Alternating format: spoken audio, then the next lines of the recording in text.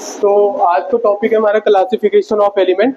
ठीक है, इसमें मैं कराने वाला हूँ पहले तो नॉर्मल जो हिस्ट्री है पीरियोडिक टेबल की वो बताऊंगा। ठीक है, उसके बाद जो जितने एलिमेंट हैं उनका ट्रिक कैसे लिखते हैं हम, क्या इनकी प्रॉपर्टीज है, वो सब बताने वाला हूँ। तो पहले सबसे पहले इससे लिखने से पहले मैं एक काम करता हूँ, जो उनकी हिस्ट्री है ना पीरियोडिक टेबल की वो बताना है मुझे। अब जैसे उसमें पहले सबसे पहले क्या हुआ था, पीरियोडिक टेबल जैसे स्टार्ट हुआ था तो उसमें सबसे पहले उन्होंने बताया था कि एटॉमिक वेट के बेसिस पे अरेंज किया था। ठीक है, on the basis of atomic weight. तो बट क्या हुआ आफ्टर सम टाइम कि वो चीज वैल्यूएबल नहीं रही। जैसे एग्जांपल में अगर देखोगे, अगर मान लो पहले सबसे पहले जो अरेंज किया था एटॉमिक वेट के बेसिस पे, उस पे जैसे सपोज करो हमारे पास आर्गन और पोटेशियम कैल्शियम। ठीक है, आर्गन का एटॉमिक नंबर कितना होता है 18, एटॉमिक मास 40। ठीक है, पोटेशियम का कितना होता है 19 और 39। यहाँ पे तो ये 20 और 40 होना चाहिए था। बट अगर पहले के अकॉर्डिंग देखोगे तो फिर ये चीज क्या होना चाहिए, एटॉमिक बेस के बेस, अगर एटॉमिक मासेस के बेसिस पे अरेंज करोगे तो ये चीज तो पहले होना चाहिए था, है ना। ये चीज सॉरी पोटेशियम पहले होना चाहिए था और ये आर्गन बाद में होना चाहिए था। बट एक्चुअल में ऐसा नहीं होता है ना। तो एक्चुअल में क्या होता है वो फिर बाद में फिर वो रूल फॉलो हो गया। फिर आया साइंटिस्ट है डॉग्नेट रेट्स, उन्होंने किया था, उन्होंने 3 एलिमेंट का सेटअप बनाया था। ठीक है, थ्री एलिमेंट का सेटअप किया था उन्होंने, डॉग्नेट रेट्स। तो 3 एलिमेंट का सेटअप बनाया था। उन्होंने बोला था कि 3 एलिमेंट, जैसे सपोज करो मैं पहले एग्जांपल लेके बताता हूँ फिर से आएगा। तो जैसे सपोज करो मेरे पास सोडियम था, है ना, और क्या था, सोडियम, पोटेशियम और रुबेडियम। ठीक है, ये 3 एलिमेंट है। अब इनका जो एटॉमिक मास होगा, मान लो इसका कितना होता है 23 होता है। ठीक है, पोटेशियम का कितना होता है 39 होता है। ठीक है, रुबेडियम का, तो रुबेडियम का कितना होता है मुझे भी देखना पड़ेगा, 58.78 होता है, सॉरी 39 होता है। एक सेकंड, ये एग्जांपल है लिथियम, सोडियम, पोटेशियम। ठीक है, लिथियम का एटॉमिक नंबर कितना होता है 7। ठीक है, और सोडियम का 23 और पोटेशियम का 39। तो डॉग्नेट रेट्स में बोला था कि मतलब 3 एलिमेंट का ये ट्राइड्स है, एक ट्राइड्स ये है। ठीक है, इन दोनों के सम, मतलब इन दोनों के एटॉमिक मासेस का सम जो होगा, जो टर्मिनल वाला है, दोनों के एटॉमिक मास का सम करोगे और उनका एवरेज निकालोगे तो हमारा जो बीच वाला होगा वो आ जाएगा। एग्जैक्ट आ सकता है या सिमिलर टाइप आ सकता है, ऐसा जरूरी नहीं कि हमेशा एग्जैक्ट नहीं आएगा। ठीक है ना, तो उन्होंने बताया था जो अगर सपोज करो 7 + 39 डिवाइडेड बाय 2 करोगे तो ये ऑलमोस्ट 23 के समथिंग में आएगा। तो डॉग्नेट रेट्स ने ये बताया था कि भाई इन्होंने 3 एलिमेंट का सेटअप लिया और दोनों के सम को जो होगा, जो हमारा बीच वाला आएगा वो उसका एवरेज नंबर आएगा, एटॉमिक नंबर। ठीक है, ये डॉग्नेट रेट्स है। इन्होंने एक एग्जांपल और लिया था, किसका लिया था, क्लोरीन, ठीक है, ब्रोमीन और आयोडीन का। तो क्लोरीन का होता है 35.5, ब्रोमीन का होता है 80, ठीक है, और आयोडीन का होता है 127। अब इन दोनों का एवरेज लोगे तो इसका एटॉमिक मास का समथिंग में आएगा। ठीक है ना, वो 81 पॉइंट समथिंग में आता है, बट ठीक है। हाँ पूछो, ठीक है ना। तो ये डॉग्नेट रेट्स में यही इतना था कि मतलब हमें क्या हुआ, तीनों ने 3 एलिमेंट का सेटअप लिया और जो हमारे टर्मिनल है उन दोनों पे एवरेज जो होता है वो हमारा मिड वाले का एटॉमिक मास आता है। ठीक है ना। अब आएगा हमारा एक लॉ हो गया। अब सेकंड आता है हमारा क्या, न्यूलैंड्स लॉ ऑफ ऑक्टेव्स, है ना। इसमें क्या था, इसमें था every 8 element has a same similar type of properties. मतलब जो भी 8 एलिमेंट होगा ना उनकी प्रॉपर्टीज क्या होगी, सिमिलर होगी। जैसे एग्जांपल में स्टार्ट कहां से होता है, हाँ तो एक जो डॉग्नेट रेट्स है ना, इन्होंने 1817 में डिस्कवरी करना स्टार्ट किया था। ठीक है, ये जर्मन केमिस्ट थे। और जो न्यूलैंड्स लॉ ऑफ ऑक्टेव था, इन्होंने 1865 में डिस्कवरी स्टार्ट किया था। ठीक है ना। तो इन्होंने क्या किया था, एक चीज ध्यान रखना, जो न्यूलैंड्स लॉ ऑफ ऑक्टेव था ना, ये only valid for small lighter element, lighter atomic masses. ठीक है, न्यूलैंड्स तो only valid for lighter atomic masses, ठीक है ना। ये था। अब इसमें एग्जांपल है हमारे, जैसे सपोज को लिथियम, हाँ, बोरॉन, कार्बन, ऑक्सीजन, ठीक है। फिर हाँ फ्लोरीन भी आएगा। फिर आएगा हमारा सोडियम,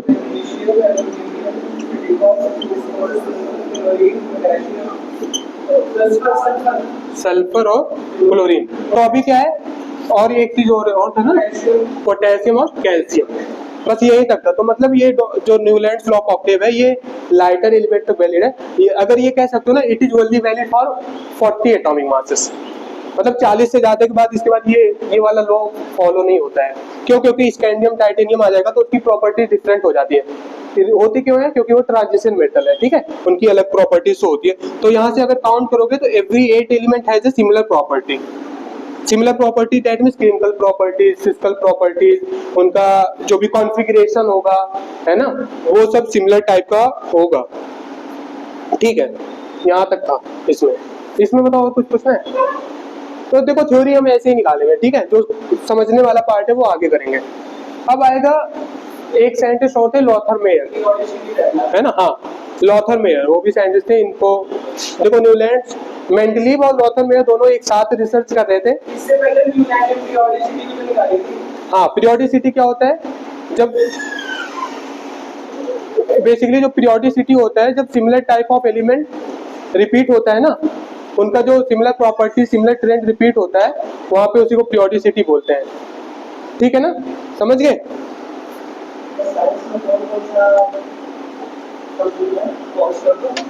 देखो, तो जो सेकंड साइंटिस्ट है लॉथर मेयर, अब इन्होंने क्या डिस्कवरी किया था? भैया थोड़ा बाहर बात कर लो। हमी से? हाँ बताइए, पहुंच लो, ठीक है। अब क्या होगा, लॉथर मेयर ने बताया था, इन्होंने ये थे 1869 में इन्होंने स्टडीज अपना स्टार्ट किया था ना, जर्मन केमिस्ट है। इन्होंने बेसिकली क्या किया था, फिजिकल प्रॉपर्टीज के बेसिस पे किया था, ठीक है ना। इन्होंने क्या किया था, जैसे फिजिकल प्रॉपर्टीज में क्या आता है बताओ? फिजिकल प्रॉपर्टीज में एग्जांपल, फिजिकल प्रॉपर्टी में मेल्टिंग पॉइंट, बॉइलिंग पॉइंट, है ना, उनका जो बेसिकली एटॉमिक वॉल्यूम होता है,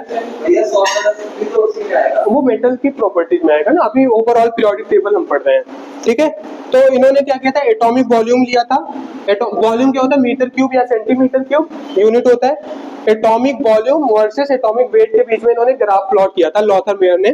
तो बेसिकली इन्होंने क्या किया था, जो ये पीक है ना, जैसे देखोगे अगर ये थोड़ा सा ऐसे प्लॉटेड है, लिथियम, सोडियम और पोटेशियम, ये रुबेडियम, मतलब इन अकॉर्डिंग टू लॉथर मेयर, इनके अकॉर्डिंग जो सेम पीक पे आएगा ना, मतलब समझ रहे हो, जैसे ये पीक है, हाई इंटेंसिटी पीक है, तो यहाँ पे जो मेटल आ रहे हैं उनकी प्रॉपर्टीज सेम होगी, सिमिलर होगी, ठीक है। फिजिकल प्रॉपर्टीज, केमिकल प्रॉपर्टीज, ये सारी सिमिलर होगी, इवन दो इलेक्ट्रॉनिक कॉन्फ़िगरेशन भी। इन्होंने बेसिकली पूरा पीरियोडिक टेबल का ही बना रखा था ग्राफ, बट मैं जितना रिलेटेबल था उतना लिख रहा हूँ, ठीक है। जैसे एग्जांपल में अगर यहाँ पे लो, हमारा क्या आएगा, ऑक्सीजन, सल्फर और सिलेनियम, ठीक है, ये एक ग्रुप का है ना। देखो होगा, अगर तुम्हें लिखा होगा, यहाँ से अगर मैं लिखना स्टार्ट करूँ, लिथियम से स्टार्ट होता है, लिथियम, सोडियम, पोटेशियम, रुबेडियम और सीजियम होता है ना। सीजियम बेसिकली यहाँ कहीं पे आएगा, सीजियम वगैरह, ठीक है ना। तो इनकी देखोगे ये फर्स्ट ग्रुप का एलिमेंट है, तो इनकी सारी प्रॉपर्टी सेम है।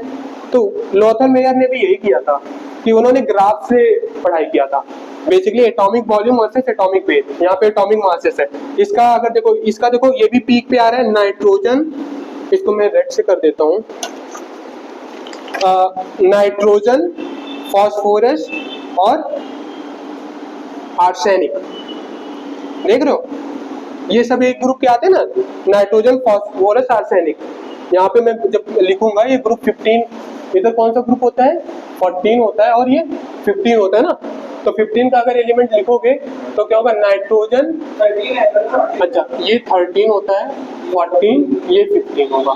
तो नाइट्रोजन, फॉस्फोरस और आर्सेनिक, एंटीमनी और बिस्मथ, ठीक है। तो इनकी प्रॉपर्टी सेम है सारे, क्योंकि सिमिलर ग्रुप के हैं, ठीक है ना। तो देख रहे हो, जो जिस पीक पे आ रहा है उनकी प्रॉपर्टी सेम है, तो अगर मैं इसको अगर मेंशन करना चाहूँ,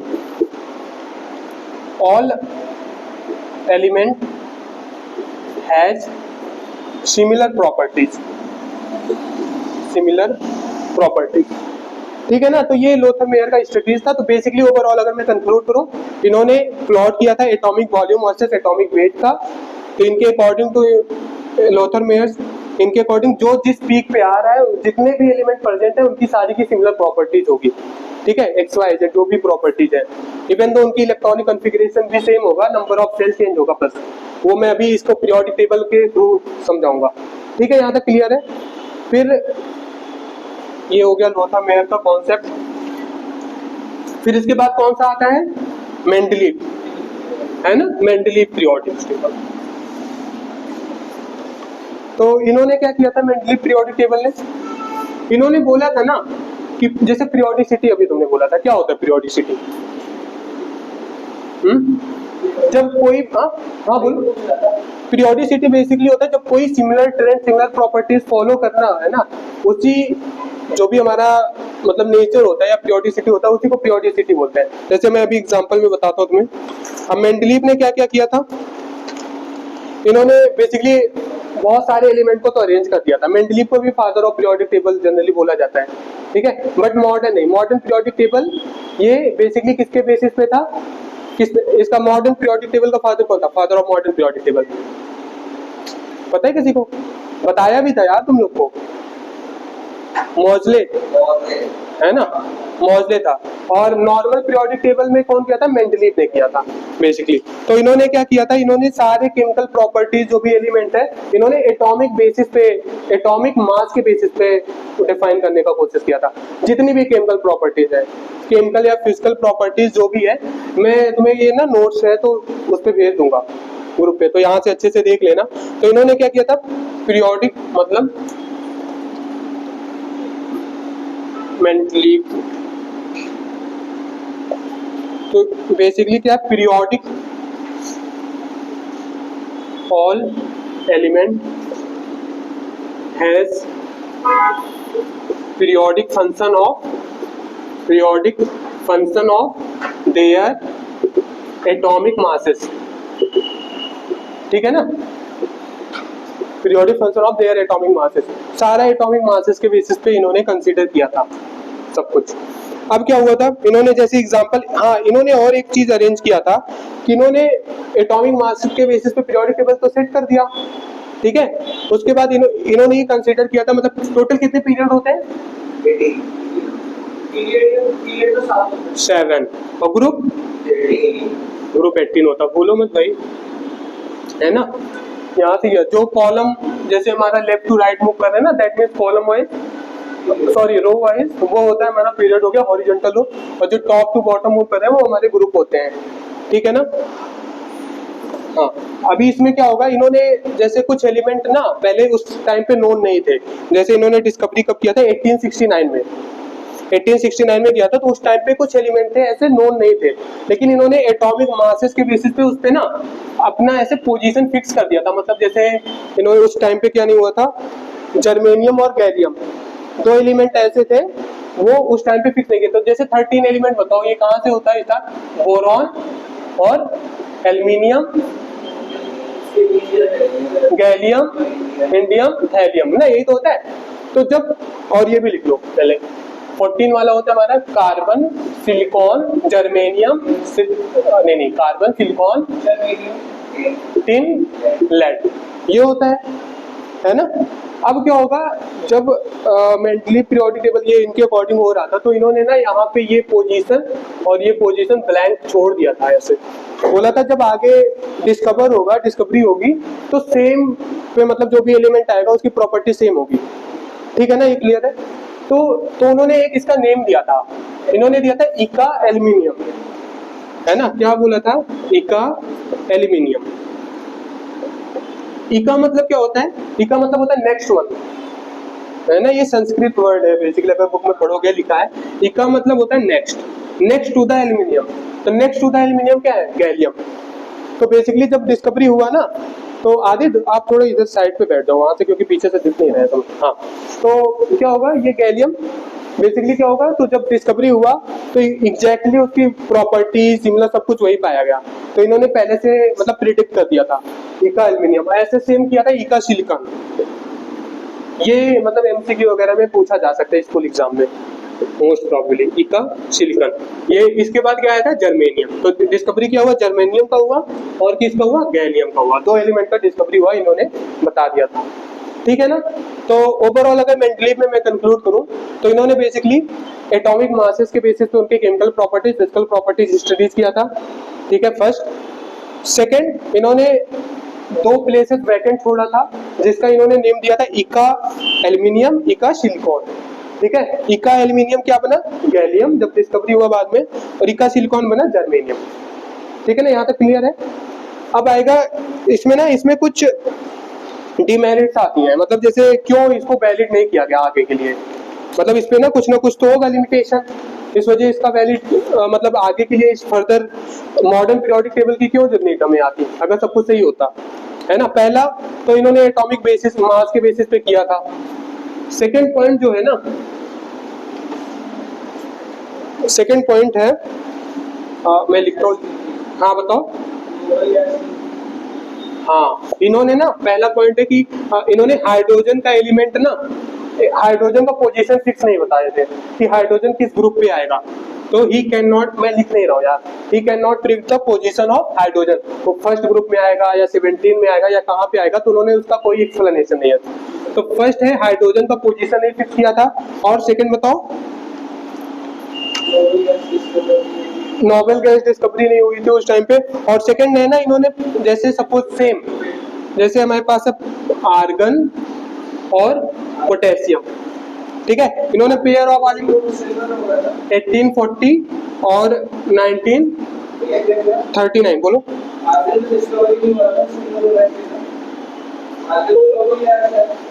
नोबेल गैस, कुछ नोबेल गैस हो गए थे, आर्गन हो गया था उस टाइम पे। ठीक है, मुझे एग्जैक्ट डेट नहीं याद है बट आर्गन हो गया था तभी। एक्चुअली नहीं, सिल्वर नहीं, कोबाल्ट होता है और निकल होता है, वो भी होता होगा है ना, वो भी होता होगा, मुझे उसका वो नहीं है। तो कोबाल्ट का एटॉमिक नंबर कितना होता है, कोबाल्ट का एटॉमिक नंबर 27 और निकल का 28, इसका एटॉमिक मास होता है 60 और 58.7। ठीक है, अब इन दोनों का जो प्रॉपर्टीज है ना, बेसिकली क्या होना चाहिए था, इसके जो प्रॉपर्टीज है उसको भी इन्होंने एक्सप्लेन अच्छे से नहीं कर पाया था। ठीक है ना, इन्होंने और क्या नहीं किया था, थर्ड, ठीक है ना, थर्ड क्या किया था इन्होंने, पोजीशन ऑफ मतलब जो एफ ब्लॉक एलिमेंट है उसको भी इन्होंने अच्छे से एक्सप्लेन नहीं कर पाया था अपने पीरियोडिक टेबल में। तो बेसिकली कह सकते हो actinides and lanthanides, actinoids and actinides both are same term. पूछो। आपने क्या आगे बताया था, आपने जो पोटेशियम आते ही ना सिमिलर प्रॉपर्टी तो नहीं सकती, वही चीज इन्होंने एक्सप्लेन नहीं किया था। एटॉमिक मास नहीं, देखो आर्गन और पोटेशियम का ये मैं इसलिए एग्जांपल लिया, जैसे तुम्हें मैंने अभी स्टार्टिंग में ही बताया था ना कि एटॉमिक मास के बेसिस पे करोगे अकॉर्डिंग टू इनके, अगर इनका पीरियोडिक टेबल बुक में खोलोगे, इनका पीरियोडिक टेबल बुक में दिया है, ठीक है, तो इन्होंने क्या किया था, पोटेशियम को पहले प्लेस कर रखा था। ठीक है ना, एक्चुअली क्या होना चाहिए, आर्गन आता है, लेकिन अगर एटॉमिक मास के बेसिस पे करोगे तब तो ये एटॉमिक मास के बेसिस पहले ये आना चाहिए फिर ये आना चाहिए, है ना। लेकिन एक्चुअल में तो ऐसा नहीं होता मॉडर्न पीरियोडिक टेबल में, है ना। तो यही सब कंफ्यूजन था, ये क्लियर नहीं हो पाया था। तो इसको अच्छे से इन्होंने, इसका एक्सप्लेनेशन क्या होता है वो नहीं बता पाए थे। दूसरा था एक्टिनाइड और लैंथेनाइड्स, इसका पोजीशन भी इन्होंने फिक्स नहीं किया था। हाँ, आइसोटोप्स वाला भी पोजीशन, जो हमारे जैसे आइसोटोप्स ऑफ हाइड्रोजन होते हैं ना, जैसे हाइड्रोजन का आइसोटोप्स क्या क्या होता है, 1H1, 1H2, 1H3। 1H2 का नेम क्या होता है, ड्यूटेरियम, और इसको क्या बोलते हैं, ट्रिटियम, है ना। तो इसका भी इन्होंने पोजीशन नहीं फिक्स किया, क्यों, क्योंकि एटॉमिक नंबर तो सेम है बट एटॉमिक मास डिफरेंट है ना। तो इसको भी अच्छे से इन्होंने एक्सप्लेन नहीं कर पाया था, तो ये इनका लिमिटेशन में आ सकता है। ठीक है ना। तो बेसिकली इतना पॉइंट यहाँ पे हमारी थ्योरी है। नहीं, अब आता है क्या, हमारा आता है मॉडर्न पीरियोडिक टेबल। बस थ्योरी थोड़ा सा और है, एक बच्चा है, बाकी उसके बाद फिर अच्छे से स्टार्ट होगा हमारा टॉपिक। यहाँ से क्वेश्चन बस वही ध्यान रखना ना, मेंडलीव में जो लिमिटेशन था वो ध्यान में रखना बस, और क्या ही पूछेंगे वो।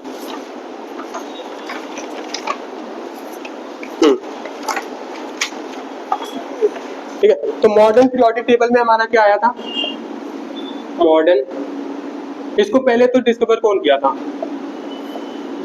बहुत अच्छी इंटरेस्टिंग, पता है ये क्या था ना, ये फिजिक्स के साइंटिस्ट थे, हेनरी मॉजले जो है, इन्होंने डिस्कवर किया था, मॉजले की स्पेलिंग क्या होगी, हाँ, इन्होंने ना इसको डिस्कवर किया था 1912 में, ठीक है। ये क्या था, ये फिजिक्स के साइंटिस्ट थे, ये बेसिकली एक्स रे डिफ्रैक्शन होता है, एक्स रे का बम्बार्डमेंट करा रहे थे, उसकी स्टडीज कर रहे थे उसकी वेलोसिटी पे, ठीक है। अब उनको ऐसा कुछ मिला, ऐसे ही तो होते साइंटिस्ट, उनको ऐसा कुछ मिला कि एटॉम, तो इन्होंने ऐसे एक्सप्लेन किया, जैसे एक्स रे अल्फा पार्टिकल क्या होता है, पता है किसी को अल्फा पार्टिकल क्या होता है,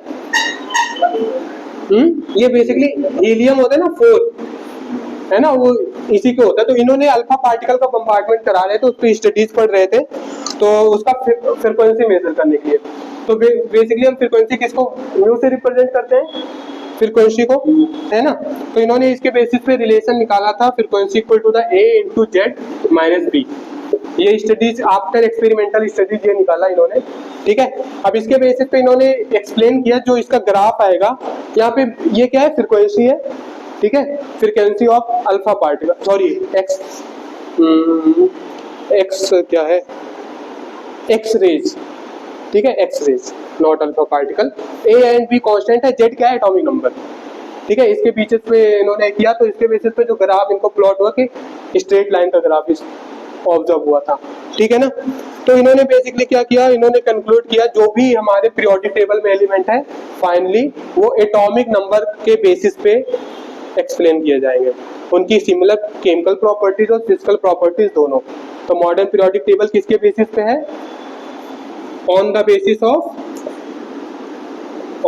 of atomic number which is Z, ठीक है ना। तो एटॉमिक नंबर के बेसिस पे हुआ था बस, ठीक है। अब क्या करोगे इसको अगर एक्सप्लेन करना हो, it state that physical and chemical properties of element are the periodic function of their atomic number. तो बेसिकली इनका जो था periodic function of the atomic number का सिंबल क्या होता है, जेड, ठीक है ना।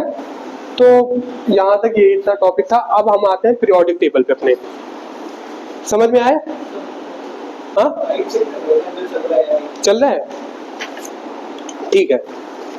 अच्छा पीरियोडिसिटी क्या होता है, अभी पूछा था, वो पूछ भी लेते, कभी कभी डिफाइन में पूछ लिया जाता है स्कूल में एग्जाम में।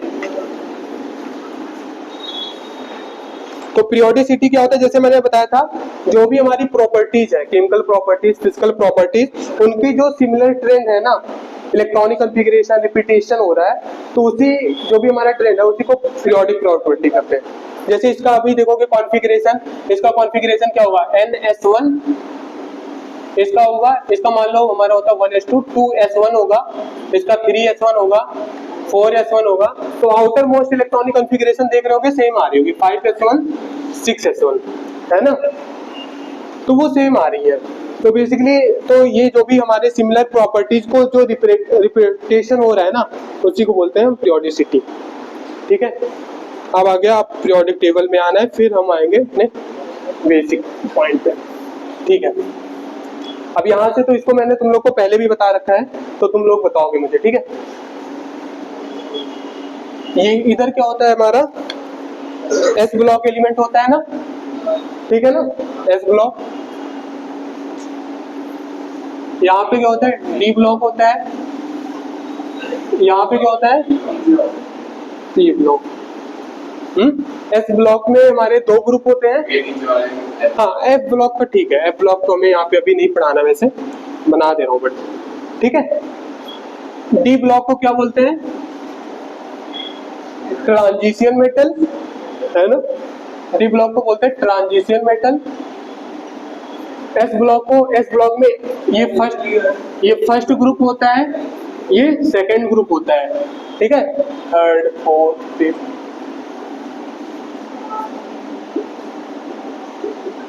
13, 14, 15, 16, 17, टोटल हमारे पास 18 ग्रुप होते हैं, है ना। अब अगर अरेंज करोगे तो यहाँ पे देखो हाइड्रोजन क्या होता है ना, बेसिकली हाइड्रोजन का पोजीशन फिक्स नहीं है। हाइड्रोजन क्या होता है, फर्स्ट ग्रुप में भी आता है और 17 ग्रुप में भी आता है, ठीक है ना। पता है क्यों, बताओ। एक इलेक्ट्रॉन सी होता है नोबल गैस बनने के लिए, और एक इलेक्ट्रॉन उसके पास होता है, इसलिए वो पहले और साथ में और सतह इलेक्ट्रॉन होता है।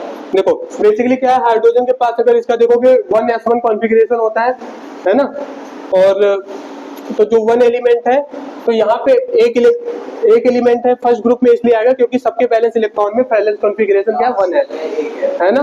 जैसे अभी करा था 1s1 2s1 3s1 4s1, और यहाँ पे क्या होगा, इसकी वैलेंसी कितनी है 1, वैलेंसी 1 है, तो इसमें हाइड्रोजन यहाँ पे भी आएगा। क्यों, क्योंकि 17th ग्रुप के एलिमेंट जो होते हैं उनकी वैलेंसी 1 होती है, ठीक है ना।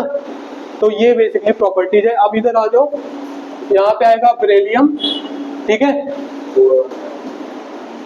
Boron, carbon, nitrogen, oxygen, neon, ठीक है। और यहाँ पे आएगा हमारा बेसिकली हीलियम,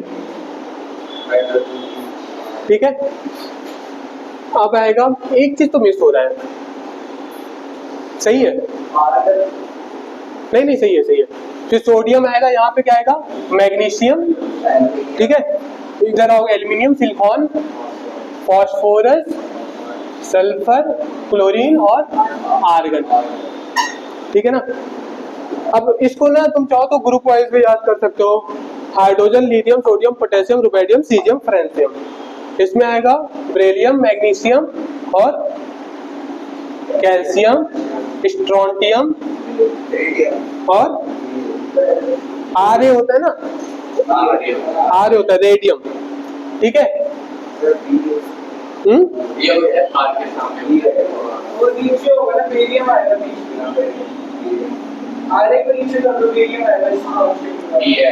अच्छा, बेरियम फिर आर्य, ये वाले जो नीचे वाले होते हैं रेडियो एक्टिव मेटल होते हैं, ठीक है। अभी इधर क्या आदित्य, इधर ध्यान दे दो, उसके बाद बुक में बाद में देखना, ठीक है। ये चीज हो गया।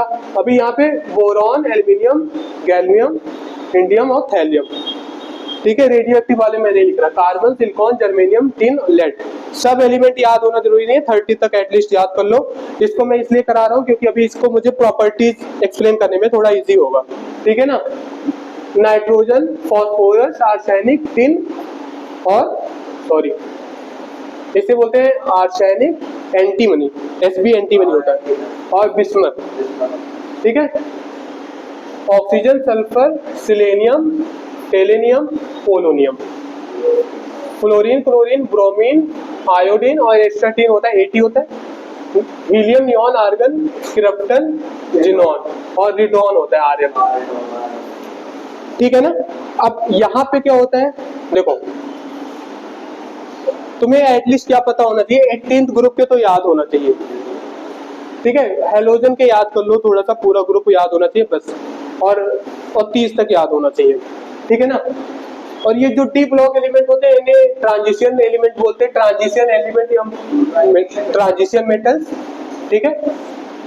यहाँ से आ जाओ, हाँ इसके बाद आएगा कैल्शियम, स्कैंडियम, और क्या आएगा, स्कैंडियम, वनेडियम, या पहले टाइटेनियम आएगा, पहले टाइटेनियम आएगा, स्कैंडियम, टाइटेनियम, वनेडियम,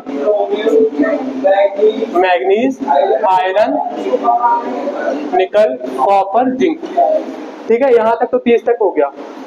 अब इसको ना याद करने में सबसे सिंपल है, जिंक, कैडमियम, मरकरी, ठीक है। नहीं याद है कोई नहीं, यहाँ पे मैं प्रॉपर्टीज बता दूं।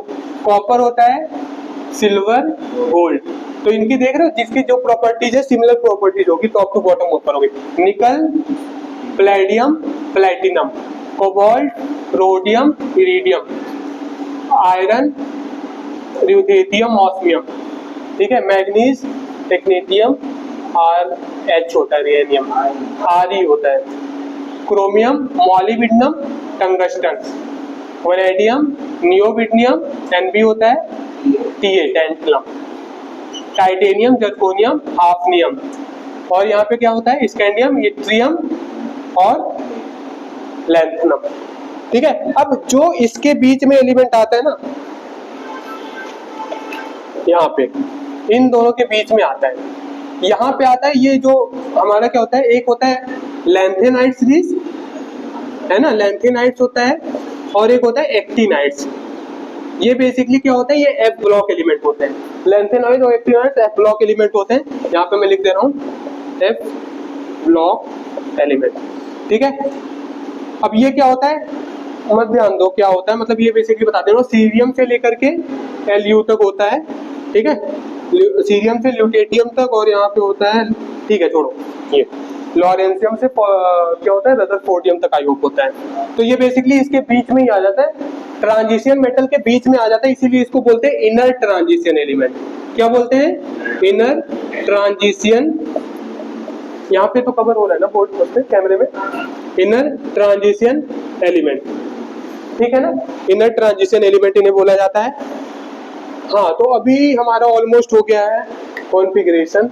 अब क्या आता है सबसे इंपॉर्टेंट पॉइंट, कि इसका कॉन्फ़िगरेशन, इसका कॉन्फ़िगरेशन, एस ब्लॉक का कॉन्फ़िगरेशन क्या होता है, हाँ, NS 1 to 2, इसका कॉन्फ़िगरेशन होता है NS 1 से 2 तक। डी ब्लॉक का कॉन्फ़िगरेशन क्या होता है बताओ,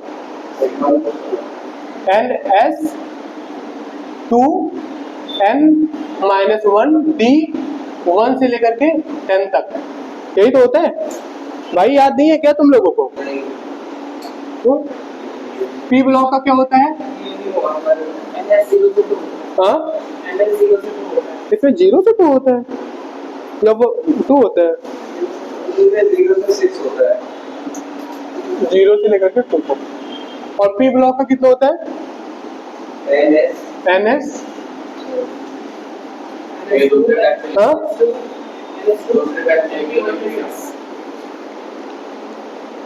NS2, अच्छा यहाँ पे फिक्स होता है NP 1 से लेकर के 6 तक, ठीक है। और F ब्लॉक का क्या होता है, N माइनस, पहले N-2 होगा ना सबसे पहले, N-2 F 1 से लेकर के 14 तक, N-1 D ना, N-1 D 0 से लेकर के कितना 10 तक, NS 0 से लेकर के 2 तक। तो ये कॉन्फ़िगरेशन याद कर लेना, ये इलेक्ट्रॉनिक कॉन्फ़िगरेशन ये आता है, एग्जाम में पूछा ही जाता है, ठीक है ना। सारे मतलब ये ग्रुप का कॉन्फ़िगरेशन है, सॉरी ब्लॉक का कॉन्फ़िगरेशन, एफ ब्लॉक का कॉन्फ़िगरेशन, एस ब्लॉक का कॉन्फ़िगरेशन, और ये किसका है, डी का और पी ब्लॉक का कॉन्फ़िगरेशन। तो ये पता होना चाहिए। सेकेंड थिंग कि जैसे देखो यहाँ पे अगर किसी का भी कॉन्फ़िगरेशन करना हो ना, सबसे इम्पोर्टेंट पॉइंट है, जैसे इसका कॉन्फ़िगरेशन, ये फर्स्ट ग्रुप है। जैसे एक चीज मैं इन लोग को बताना भूल गया हूँ, यहाँ पे बताता हूँ। जैसे देखो अगर सपोज हमारे पास एस ब्लॉक है, अगर तुमने एटॉमिक स्ट्रक्चर में पढ़ा होगा, एस में एक ऑर्बिटल होता है ना, तो एक ऑर्बिटल में मैक्सिमम 2 इलेक्ट्रॉन आ सकते हैं, इसलिए एस ब्लॉक में 2 ग्रुप है, ठीक है ना। एस ब्लॉक में एक ऑर्बिटल 2 इलेक्ट्रॉन आ सकते हैं, इसलिए एस ब्लॉक में 2 ग्रुप है।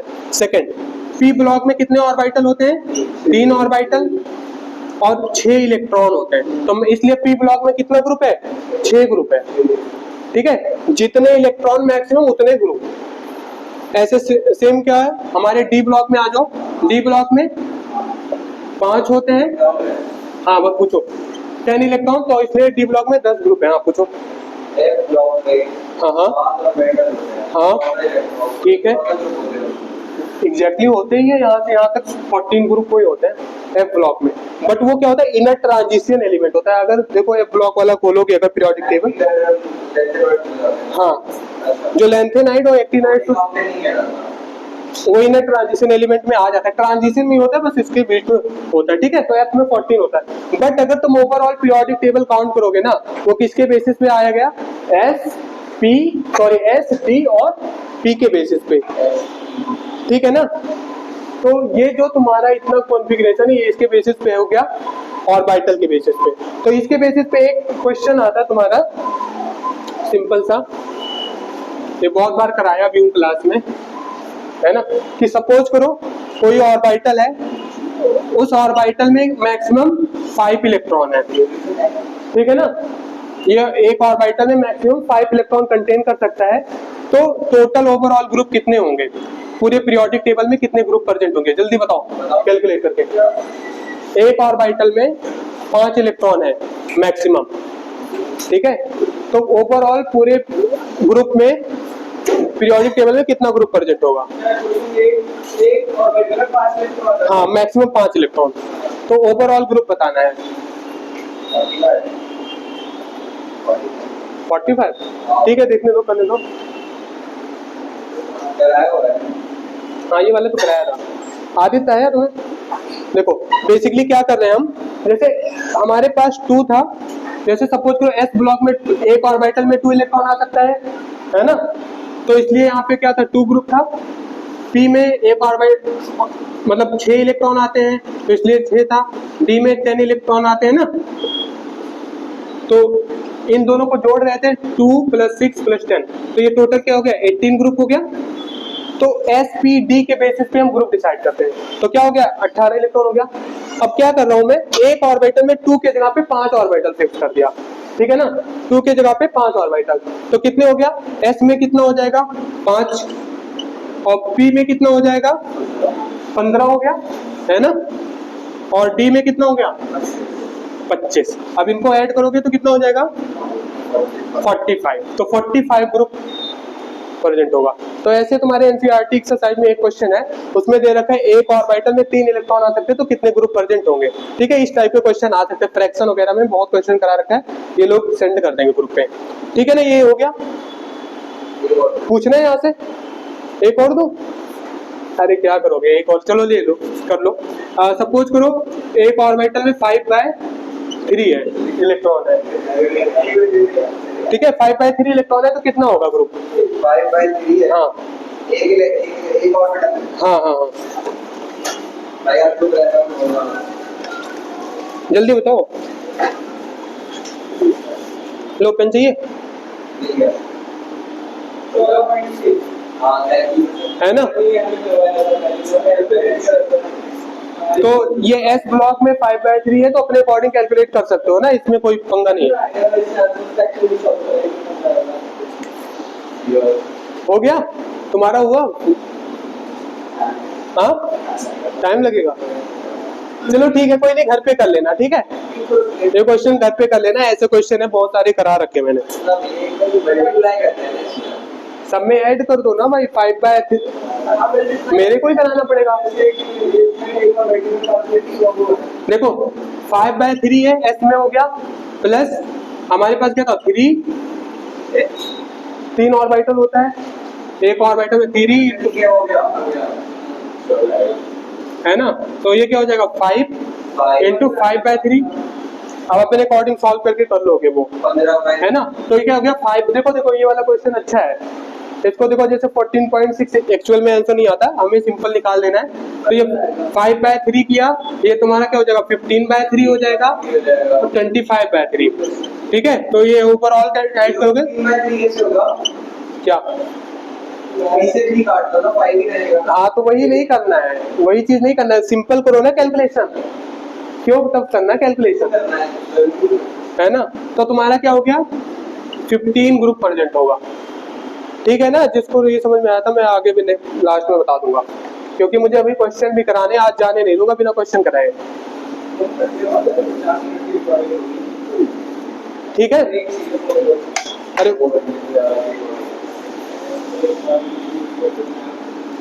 अब क्या होगा, अच्छा एक चीज और याद रखना, सपोज करो ना इसका एटॉमिक नंबर क्या होता है 30 होता है जिंक का, है ना। इसका एटॉमिक नंबर क्या होगा, कौन बताएगा, कैडमियम का कितना करूं प्लस, तो कितना हो जाएगा 48।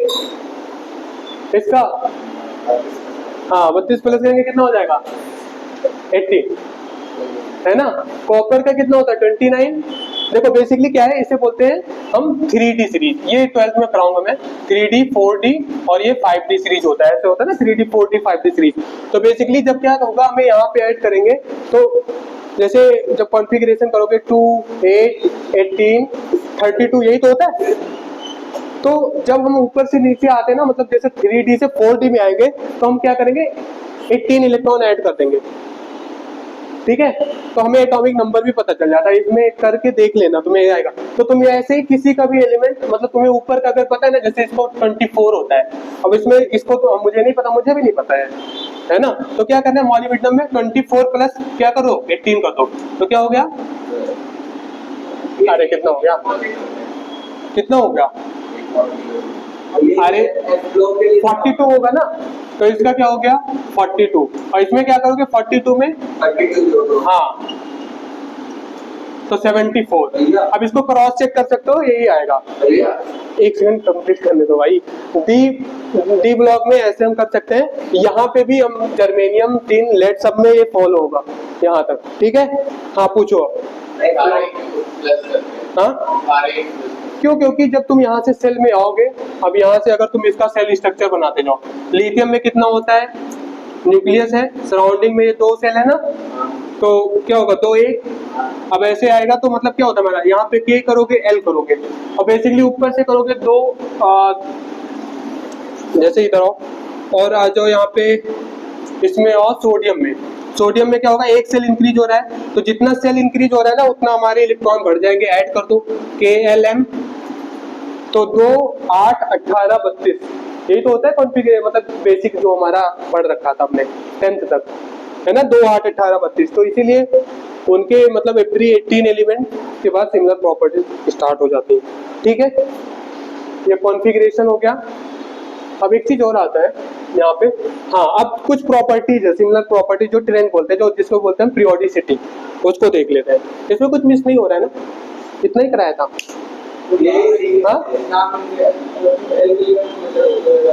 हाँ ये बता देता हूँ, सही कह रहा हूँ। तो इस वाले ग्रुप को क्या बोलते हैं हम, फर्स्ट ग्रुप को एल्कली मेटल बोलते हैं, ठीक है। इसे क्या बोलते हैं, एल्कली मेटल, ठीक है। और 18th ग्रुप को क्या बोलते हैं, नोबेल गैस। 17th ग्रुप को हैलोजन, और ये 16th ग्रुप को हाँ कैल्कोजेंस ना, या कैल्कोन्स भी बोलते हैं, जो भी है। तो इतना ये सब पता होना चाहिए, ग्रुप के नेम है, ठीक है ना। क्या, हाँ मेटलाइट्स ना। देखो एस ब्लॉक क्या होता है, कंप्लीटली मेटल होता है बट थोड़ा सॉफ्ट मेटल होता है, जैसे तुमने देखा होगा सोडियम पोटेशियम, ये सब थोड़ा सॉफ्ट मेटल होता है ना, नाइफ से भी कट करा जा सकता है। बट ये जो डी ब्लॉक वाले मेटल, ये बहुत ज्यादा स्ट्रॉन्ग मेटल होते हैं। क्यों, क्योंकि तुमने जो भी एलॉय स्टील वगैरह देखा होगा, ये cobalt nickel same type of atomic number के आसपास के बनते हैं ना। कॉन्फ़िगरेशन चल तो रहा है ना माइक, हाँ अब ठीक है जहाँ पे है। हाँ क्या, हाँ गोल्ड नहीं होता, तो वो प्योरेस्ट फॉर्म में है ना, इसीलिए उसको एलॉय 22 कैरेट ये सब कहते हैं। हार्ड नहीं होता, एलॉय तो बनता है ना, लेकिन अब थोड़ा बहुत तो कंपोजिशन करना पड़ेगा। प्योर फॉर्म में गोल्ड तुम्हें कभी नहीं मिलेगा, वो उसका ऑर्नामेंट बन ही नहीं सकता, है ना। एक्सेप्शन नहीं है भाई, एक्सेप्शन एक तरीके से बच गया है, ठीक है ना। अब इस अच्छा ये बताओ, ये स्ट्रॉन्ग क्यों है मेटल, ये स्ट्रॉन्ग डी ब्लॉक वाले मेटल स्ट्रॉन्ग क्यों होते हैं, इसका मैंने बताया है। हाँ अरे ठीक, और बताओ। नहीं इसके पीछे वो रीजन नहीं है वैसे, क्योंकि इसमें मतलब इनकम्प्लीटली फिल्ड डी ऑर्बिटल होता है, इनकम्प्लीटली फिल्ड डी इलेक्ट्रॉन होते हैं। हाँ वो भी होता है, और इसमें जो होता है हमारा ऑर्बिटल ना, वो कम्प्लीटली फिल्ड नहीं होता है, इनकम्प्लीटली फिल्ड होता है, जिससे क्या होता है वो आपस में ओवरलैप करके अच्छी बॉन्डिंग बना सकते हैं, ठीक है ना। ये हो गया। अब जैसे तुमने पढ़ा होगा निकल प्लेडियम प्लेटिनम, ये क्या होता है, कैटलिस्ट होता है। निकल प्लेडियम कैटलिस्ट होता है ना, जैसे हाइड्रोजनेशन में तुम लोग इसको यूज करते होगे। तो देखो जैसे जो प्रॉपर्टी निकल की है, तो जब हम ऊपर मतलब सेम ग्रुप में बात करते हैं ना कोई भी, तो जो जैसे निकल प्लेडियम प्लेटिनम, तो इनकी प्रॉपर्टी सेम होगी, ठीक है। तो अगर ये कैटलिस्ट है तो सारे कैटलिस्ट की तरह बिहेव करेंगे, जैसे कॉपर सिल्वर गोल्ड, तो ये सारे मेटल क्या होते हैं, महंगे ही आते हैं। कॉपर भी सिल्वर भी गोल्ड भी देख लो जिंक, कैडमियम, मरकरी, ये क्या होता है? ये ट्रांजिशन मेटल नहीं होता है। ये मैं 12th में एक चैप्टर है डी एंड एफ ब्लॉक, वहां पे पढ़ोगे। ये होता है ट्रांजिशन मेटल नहीं होता है। क्यों नहीं होता? क्योंकि ये जो होता है बेसिकली इनके जो ऑर्बिटल होते हैं ना वो कंप्लीटली फिल्ड होते हैं। जब कॉन्फ़िगरेशन करोगे एटॉमिक स्ट्रक्चर में पता चलेगा, सबके एटॉमिक जो भी होता है कॉन्फ़िगरेशन वो फिल्ड होते हैं, फुली फिल्ड होता है, इसीलिए वो ट्रांजिशन मेटल नहीं है। ठीक है। अब आ जाओ टॉप टू बॉटम। जब टॉप टू बॉटम मूव करते हैं तो बताओ साइज पे क्या इफेक्ट आता है? एक काम करता हूँ ना, मैं ये नीचे वाला इरेज कर देता हूँ क्योंकि इसका तो कोई काम है नहीं, है ना, फिर यहाँ पे समझाने में काम आ जाएगा। क्यों बढ़ता है साइज? टॉप टू बॉटम में साइज क्यों बढ़ता है? अब देखो मैं एक साथ लिख दूंगा कंबाइन करके ना तो आएगा। टॉप टू बॉटम जब मूव करते हैं हम तो पहले तो साइज क्या होता है? इंक्रीज करता है। क्यों करता है? हाँ, सेल्स मतलब नंबर ऑफ सेल इंक्रीज हो जा रहे हैं, नंबर ऑफ सेल्स इंक्रीज हो रहे हैं। ठीक है ना। अब जैसे एग्जांपल में देखो, एक एग्जांपल छोटा सा लेके समझा देता हूँ। लिथियम का लो तो क्या होता है? 2 1 2 सेल है, नंबर ऑफ सेल। यहाँ पे आ जाओ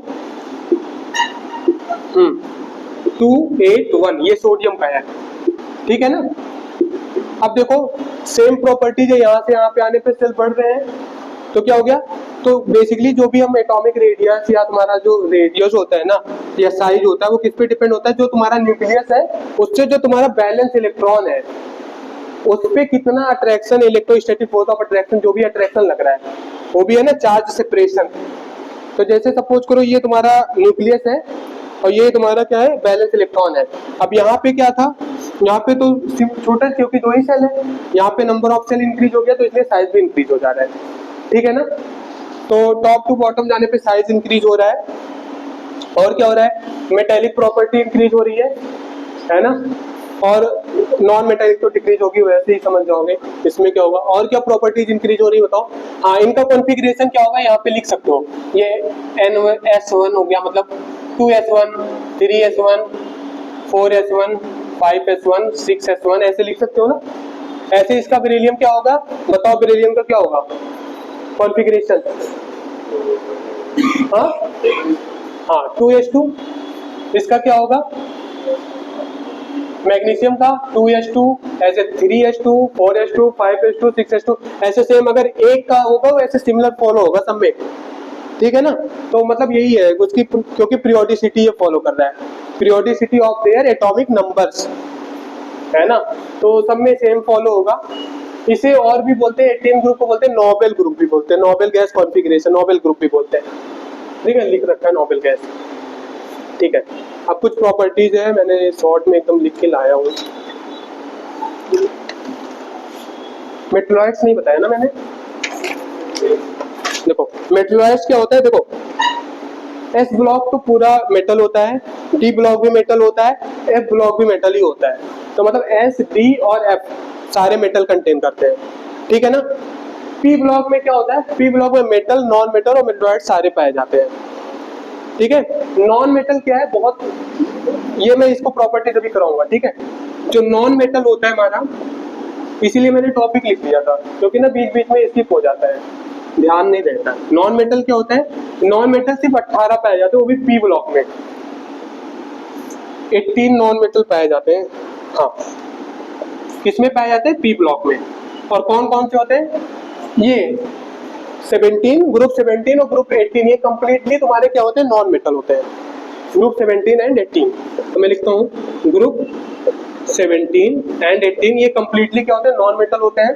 ठीक है। अब इसमें आ जाओ, इसमें कुछ मेटल्स ऐसे हैं जो तुम्हारे एक्स्ट्रा हैं, hydrogen, carbon, nitrogen, phosphorus, oxygen, sulphur और सिलेनियम। इतने जो है, इतने ही नॉन मेटल हैं अपने पीरियोडिक टेबल में, बस दैट्स इट। ठीक है, याद नहीं करना, बस पता होना चाहिए, सिर्फ इतना ही नॉन मेटल प्रेजेंट है पूरे ग्रुप पर। ठीक है ना। थोड़ा स्पीड अप करते हैं क्योंकि क्वेश्चन कराना जरूरी है यार, है ना। अगर क्वेश्चन नहीं करेंगे इसमें बेसिस पे तो कॉन्सेप्ट उड़ जाएगा। तो प्लीज अगर तुम्हें ब्रेक चाहिए होगा बताना, मैं 5 मिनट का दे दूंगा, है ना। 5 मिनट बहुत है मुझे, सोचो मैं, है ना। बस अब मेटलॉइड्स पे आ जाओ। जैसे यहाँ पे प्योर रॉक में देखो एल्यूमिनियम मेटल है ना, मेटल भी है तो उसमें मेटल भी है। मेटलॉइड्स क्या होता है बेसिकली, मेटलॉइड्स तुम्हारा यहाँ कहाँ से स्टार्ट होता है, बोरॉन से स्टार्ट होता है, ठीक है। ये जो डायगोनल है ना, बोरॉन, जर्मेनियम, बोरॉन जर्मेनियम और आर्सेनिक, और एसी भी होगा ना, एसी, और बताओ टी, पोलोनियम नहीं होगा, बस बोरॉन जर्मेनियम आर्सेनिक, इतना, ठीक है। बोरॉन जर्मेनियम आर्सेनिक एंटीमनी और टिलेनियम, ये क्या होते हैं, ये होते हैं हमारे मेटलॉइड्स। मेटलॉइड्स तो याद कर दो यार, कितना ही है, मैं लिख देता हूँ। क्या क्या है, बोरॉन और जर्मेनियम, और क्या है, आर्सेनिक, एंटीमनी, एंटीमनी और टेलेनियम ना। कभी पूछ सकते हैं एमसीक्यू में कौन सा इसमें अभी लगे रहने दो भाई, तो अभी बाद में करूंगा जो, ठीक है ना। ये मेटलॉइड्स हो गया हमारा, नॉन मेटल हो गया, ये इतना इसमें ये था इंपॉर्टेंट। हाँ एक चीज और आएगा, आइसो इलेक्ट्रॉनिक स्पीसीज। सिलिकॉन नहीं है, सिलिकॉन भी नॉन मेटल है, सिलिकॉन है, हाँ यार है, सिलिकॉन भी मेटलॉइड्स है, वही इसलिए बोला था डायगोनल वाले। एक सेकंड, बोरॉन नहीं दिया है, लेकिन बोरॉन होता है क्या, PO80, PO हो सकता है बट बोरॉन तो जरूर होता है मेटलॉइड्स। अभी मैं देख लेता हूँ एक बार, पीरियोडिक टेबल मैंने लेके आ रखा है, ठीक है ना। ये चीज हो गया यहाँ पे, मैं जो भी होगा अभी करेक्शन करा दूंगा, टेंशन मतलब। अभी मैं इसको इरेज कर रहा हूँ। आइसो इलेक्ट्रॉनिक स्पीसीज क्या होगा मैं उसको समझाऊंगा। आइसो इलेक्ट्रॉनिक स्पीसीज, चलो आइसो इलेक्ट्रॉनिक बाद में कराता हूँ, पहले प्रॉपर्टीज करा देता हूँ ना पीरियोडिक टेबल वाले। ये इंपॉर्टेंट है, देखो ये चीज ना बहुत इंपॉर्टेंट है जो अभी कराने जा रहा हूँ। हम जब लेफ्ट टू राइट मूव करते हैं, लेफ्ट टू राइट, ठीक है, जब लेफ्ट टू राइट मूव करते हैं तो क्या क्या होता है हमारा, पहला पॉइंट है इलेक्ट्रोनेगेटिविटी क्या होता है, इंक्रीज। ये बताओ ये चीज किसको समझ में आ रही है भाई, उसको चलने दो। बेसिकली इलेक्ट्रोनेगेटिविटी होता है tendency to attract the share pair of electron, is known as electronegativity to share. जैसे एग्जांपल, जैसे सपोज करो HCl है, ठीक है, HCl है, HCl में क्या होगा, ये क्लोरीन ज्यादा इलेक्ट्रोनेगेटिव एलिमेंट है, मैं भी इलेक्ट्रोनेगेटिविटी को ट्रेंड लिखवा दूंगा। तो Cl क्या होता है, ज्यादा इलेक्ट्रोनेगेटिव एलिमेंट है, तो ये क्या करेगा, ये शेयर्ड पेयर इलेक्ट्रॉन था तो ये अपने तरफ अट्रैक्ट कर देगा, तो ये इसको बोलते हैं हेट्रोलिटिक फिजन। एक होता है होमोलिटिक फिजन, हेट्रोलिटिक फिजन, वो 11th में लास्ट में ऑर्गेनिक में पढ़ोगे, ठीक है। तो ये क्या हो जाएगा, तो ये अपने ऊपर H+ और Cl नेगेटिव बना देगा, ठीक है ना। तो जो ज्यादा इलेक्ट्रोनेगेटिव होगा वो अपने तरफ शेयर्ड पेयर ऑफ इलेक्ट्रॉन को अट्रैक्ट कर लेगा। हाँ, tendency to attract the share pair of electron, shared pair, क्योंकि शेयर है ना यहाँ पे, और पेयर ऑफ इलेक्ट्रॉन 2 इलेक्ट्रॉन, ठीक है। ये हो गया हमारा। और किसी को इसमें क्वेश्चन है? तो बेसिकली हाँ, लेफ्ट टू राइट में इंक्रीज करता है। देखो जैसे एग्जांपल देखो, boron, carbon, nitrogen, oxygen, fluorine, तुमने सुना भी होगा फ्लोरीन बहुत ज्यादा इलेक्ट्रोनेगेटिव होता है, फिर ऑक्सीजन, फिर नाइट्रोजन, मतलब लेफ्ट टू राइट बढ़ रहे तो इलेक्ट्रोनेगेटिविटी बढ़ रहा है, ठीक है ना। अब आएगा सेकंड पॉइंट, ये तो हमारा पहला पॉइंट हो गया। सेकंड पॉइंट आएगा हमारा आयोनाइजेशन एनर्जी। अब ये बताओ ये क्या होता है आयोनाइजेशन एनर्जी। मैं देखो डिफाइन वगैरह लिखूंगा नहीं, यही से पूरी, इसी में पूरा पीरियोडिक ये चैप्टर कंप्लीट है इसी पॉइंट में, है ना। बस डिफाइन ऐसे ओरली बोल दे रहा हूँ। आयोनाइजेशन एनर्जी क्या होता है, लेफ्ट टू राइट जाएंगे तो आयोनाइजेशन एनर्जी इंक्रीज होगा। क्या होता है आयोनाइजेशन एनर्जी, सॉरी, हाँ, जैसे जो भी हमारा इलेक्ट्रॉन है ना, बैलेंस इलेक्ट्रॉन, जैसे अभी पढ़ोगे आयोनाइजेशन एनर्जी 1, 2, 3 पढ़ने वाले हो ना, तो आयोनाइजेशन एनर्जी क्या होता है, टेंडेंसी टू, मतलब लूज, जितना एनर्जी लूज कर रहा है, मतलब क्या होता है, energy required to remove the electron from the gaseous atom, है ना इसका आइसोलेटेड गैसियस एटम। तो the energy required to remove the electron from the isolated gaseous atom, ये होता है आयोनाइजेशन एनर्जी की डिफाइन। ये सीजीएम की प्रॉपर्टी नहीं होती, सीजीएम की प्रॉपर्टी नहीं होती, वो भी नहीं, वो तो बहुत इजीली लॉस कर दे रहा है। Energy required to remove the electron from the isolated gaseous atom, ठीक है ना, आइसोलेटेड गैसियस एटम, ये इसका डिफाइन हो गया। और थोड़ा बहुत बुक में पढ़ोगे ना, बुक पढ़ के नोट्स बनाना अच्छे से, है ना, बाकी मैं ये कर दे रहा हूँ। तो लेफ्ट टू राइट जाओगे आयोनाइजेशन एनर्जी इंक्रीज होती है, क्यों होती है? लेफ्ट टू राइट जाने पे आयोनाइजेशन एनर्जी इंक्रीज क्यों होती है, जल्दी बताओ। इसकी वजह से एनर्जी को ऑर्डर नहीं, लेफ्ट टू राइट जाता है एनर्जी इंक्रीज हो रही है। हाँ, आयोनाइजेशन एनर्जी मतलब जो हमारा एनर्जी है ना, इलेक्ट्रॉन निकालने के लिए एनर्जी, न्यूक्लियस देखो जब लेफ्ट टू राइट मूव कर रहे हैं तो सेल तो सेम है, इलेक्ट्रॉन इंक्रीज हो रहा है, साइज कम हो रहा है। जैसे एग्जांपल देखो, जैसे हमारे पास बोरॉन है, कार्बन, नाइट्रोजन, ऑक्सीजन, फ्लोरीन, ठीक है। बोरॉन का एटॉमिक नंबर कितना होता है? 5, है ना। तो इसका कॉन्फ़िगरेशन करोगे तो क्या होगा? 2 3, यहाँ पे 3 इलेक्ट्रॉन था। कार्बन में 2 4 होता है, 2 इलेक्ट्रॉन 4 इलेक्ट्रॉन। यहाँ पे क्या होगा? 2 5, यहाँ पे 2 6, तो यहाँ पे 2 7, ठीक है। अब देखो जब लेफ्ट टू राइट मूव कर रहे हैं हम, है ना, ये इंपॉर्टेंट है, थोड़ा ध्यान से समझना क्योंकि आयोनाइजेशन एनर्जी से क्वेश्चन आना फिक्स है।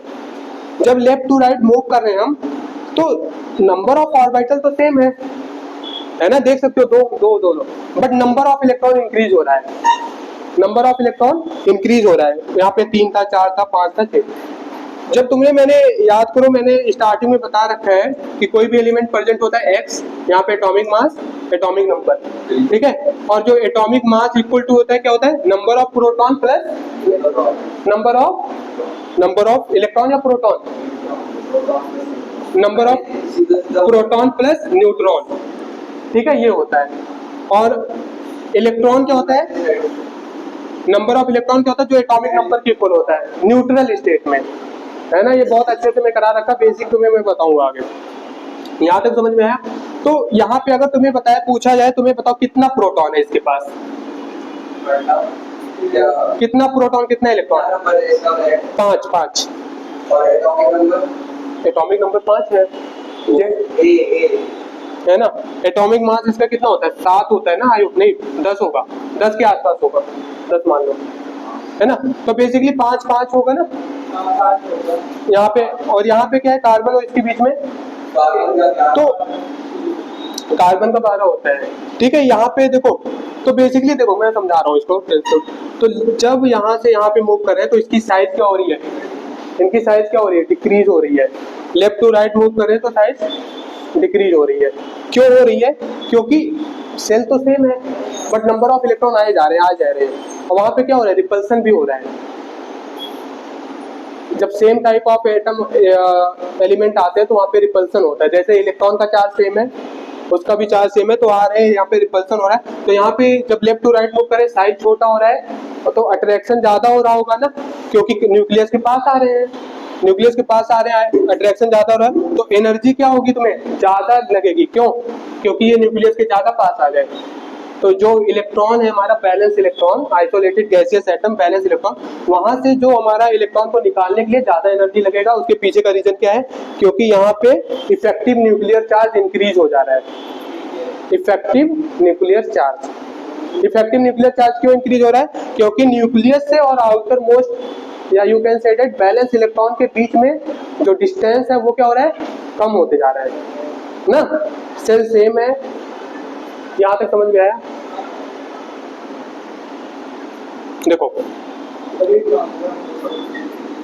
बस नहीं, ये चीज कंप्लीट करा दो थोड़ा सा, ये टॉपिक आयोनाइजेशन एनर्जी है ना, ये करा देता हूँ, फिर क्वेश्चन में ब्रेक के बाद करा दूंगा, है ना, लेकिन आज प्लीज क्वेश्चन करा के जाना है, ठीक है ना। लेफ्ट टू राइट हम मूव कर रहे हैं, तो क्या हो रहा है, नंबर ऑफ इलेक्ट्रॉन बढ़ते जा रहे हैं, सेल सेम है, ठीक है ना, सेल सेम है, नंबर ऑफ इलेक्ट्रॉन बढ़ रहा है, तो क्या होगा यहाँ पे इफेक्टिव न्यूक्लियर चार्ज इंक्रीज हो जाएगा, इसकी वजह से जो इसका रेडियस है साइज है छोटा हो जाएगा, पर हमें एनर्जी ज्यादा देनी पड़ेगी, क्यों, क्योंकि बहुत ज्यादा अट्रैक्शन, जब ज्यादा स्ट्रॉन्ग बॉन्ड का फॉर्मेशन हो जाएगा तो इसको तोड़ने के लिए ज्यादा एनर्जी लगेगी, है ना, वही एनर्जी ज्यादा लगेगी, तो वही energy ionisation energy required to remove an electron from the isolated gaseous atom, left to right.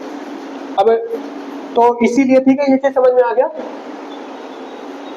बताओ, इस पे नहीं हाँ मिल रहा है मुझे, वंस सो गए, क्या होता है ये वाला आयोनाइजेशन है, मैं क्वेश्चन कराऊंगा शायद थोड़ा और समझ में आए, है ना। सेकंड पॉइंट हो गया हमारा, थर्ड पॉइंट होगा इधर देखो, लेफ्ट टू राइट बढ़ेंगे तो क्या होगा हमारा, इलेक्ट्रोनेगेटिविटी तो हो गया, इलेक्ट्रोनेगेटिविटी इंक्रीज हो रहा है, आयोनाइजेशन एनर्जी इंक्रीज हो रहा है, नॉन मेटेलिक कैरेक्टर भी इंक्रीज हो रहा है। थर्ड पॉइंट है नॉन मेटेलिक कैरेक्टर इंक्रीज हो रहा है, ठीक है, लेफ्ट टू राइट जाने पे नॉन मेटेलिक कैरेक्टर इंक्रीज हो रहा है। फोर्थ पॉइंट है, क्योंकि पता है ना इधर से इधर जा रहे हैं, नॉन मेटल्स इंक्रीज होते जा रहे हैं, डन। और क्या होगा, मेटेलिक कैरेक्टर डिक्रीज होगा, वो तो नॉर्मल सी बात है। और हाँ, एक चीज और होता है, ये इंपॉर्टेंट है, इलेक्ट्रॉन गेन एंथैल्पी, इलेक्ट्रॉन, हाँ मैं लिख देता हूँ बस तब तक, ये होगा negative electron gain enthalpy, negative electron gain enthalpy, ये बहुत इंपॉर्टेंट पॉइंट है, एक आयोनाइजेशन एनर्जी और इलेक्ट्रॉन गेन एंथैल्पी। अब बताओ डेविड, तुम बताओ इलेक्ट्रॉन गेन एंथैल्पी क्या होता है,